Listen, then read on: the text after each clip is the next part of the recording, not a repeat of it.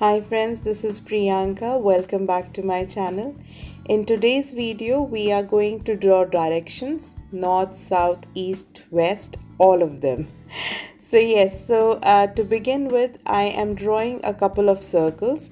Now I have not measured these circles or these lines. It is just my way of keeping track how big my end result, my picture is going to be. So as you see here, the two big lines, one vertical and one horizontal, they go outside the biggest circle, and the two diagonal lines finish somewhere between the third and the fourth circle. So once my lines were done, I just joined the corners using the circles as my guide of how big the triangles should look like.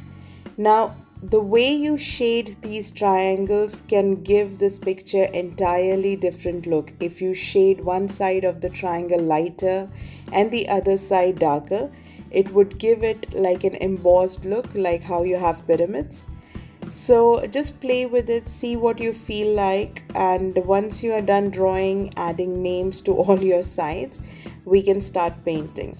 Try not to make the pencil lines too dark. We are going to erase it at the end of the painting, but if it is too dark, you will be able to see it through the paint.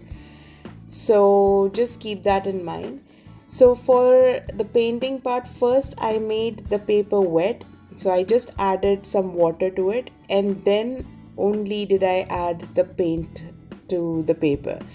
Now as you see here, I am able to move the paint around. That is because of the water. Now what happens when you paint is the moment your paintbrush would touch the paper, the paint color gets in contact with the paper and it absorbs the color as well as the water.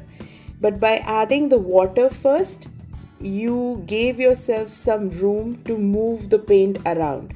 Now I have not added any white color to lighten the effect. It is all because of the water that you see different textures going on. So wherever I leave my paintbrush, that part will be the darkest, and you can just spread the water around. So if you think it is too dark for you by any chance, just take a dry tissue and just put it on top of it. It will absorb all the water as well as the color. So yeah, that's just the main trick to it. Once that's done, just use your paintbrush or even a black marker to finish up the lines and the letters of the direction. Now the circles that we drew at the beginning, you can even go ahead and finish them up with a black marker as you see on the left. It just gives it a finished look.